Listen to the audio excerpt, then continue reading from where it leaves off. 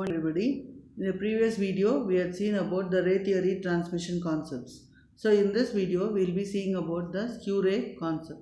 So skew rays are nothing but it is going to be used in your multimode optical fiber. So where the skew ray is going to follow a helical path, and this skew ray is not going to be parallel to the fiber axis there.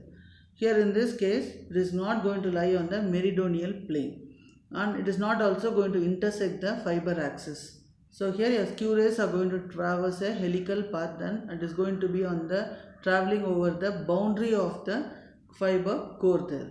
And this skew rays, it is not possible to visualize in your two-dimensional in two dimensions there.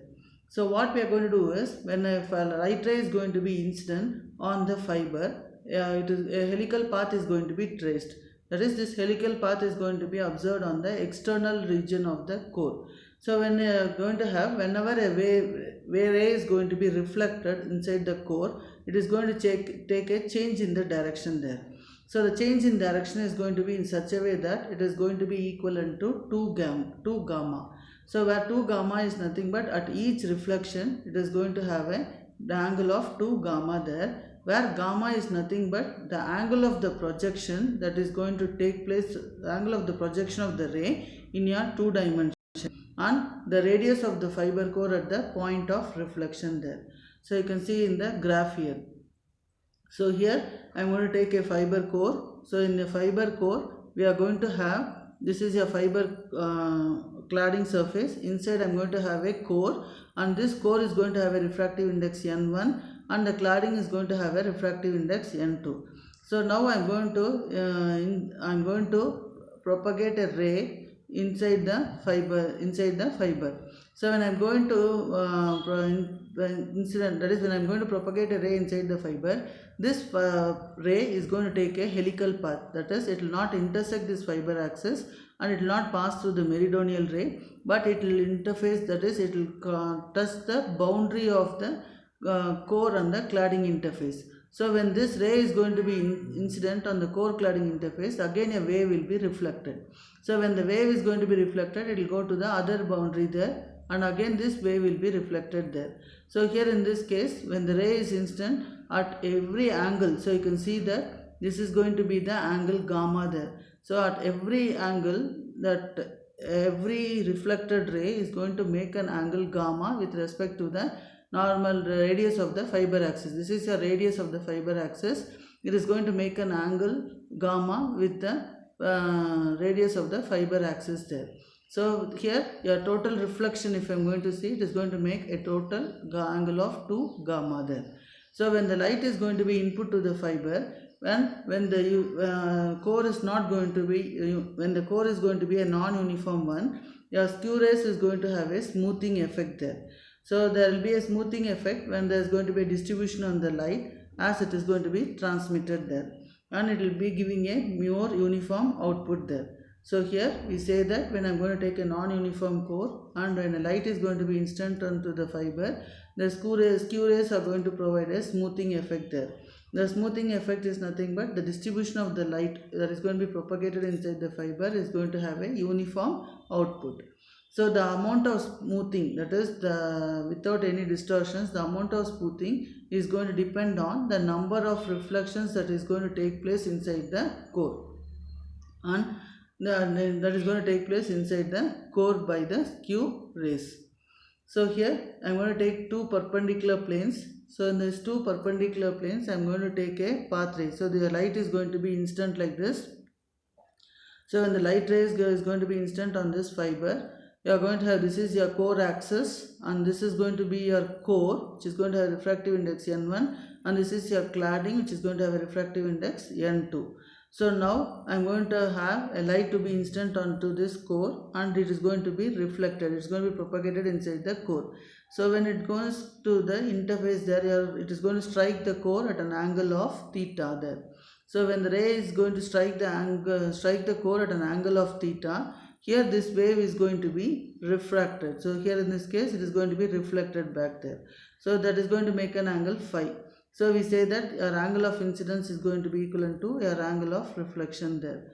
So here in this case it is going to make an angle gamma. So this angle gamma is nothing but this is your core radius. So here this is your core radius. The gamma is nothing but the angle between the core radius and the projection of the ray. Your projection of the ray is going to be your B or S. So here this is your projection of the ray here, the reflected angle. So here gamma is nothing but the angle of your between the core radius and the projection of the ray onto your plane surface. So plane surface is nothing but your B, R and S. So this is your plane surface I am going to consider, and when it is going to make an angle, that is going to be called as the gamma there.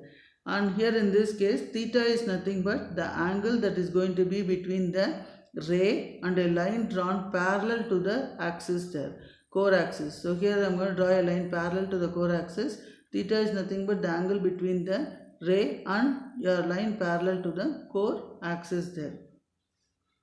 So here we are going to resolve the ray path. So when I want to resolve the ray path AB, which is going to be relative to the radius BR. So here this is going to be a relative radius BR. So here BR and here it is going to be a ray is going to be AB. These two perpendicular planes are going to be multiplied by the factor called a cos gamma and sin theta there. So the reflection at point B is going to be at an angle phi. So here in this case it may be given by cos gamma sin theta is equivalent to cos phi. So here we know in a trigonometric relation sin square phi plus cos square phi is equivalent to 1. So from this expression find out what is cos phi. Cos phi is nothing but 1 minus sin square phi the whole power half. So I can write cos gamma sin theta is equivalent to cos phi. So cos phi is 1 minus sin square phi the whole power half.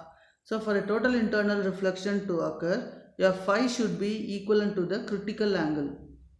So when phi is going to be equivalent to the critical angle, then for the core cladding interface, then we can write it as sin phi c is equivalent to n2 by n1.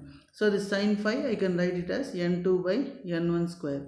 So I can write cos gamma sin theta should be less than or equivalent to cos phi c.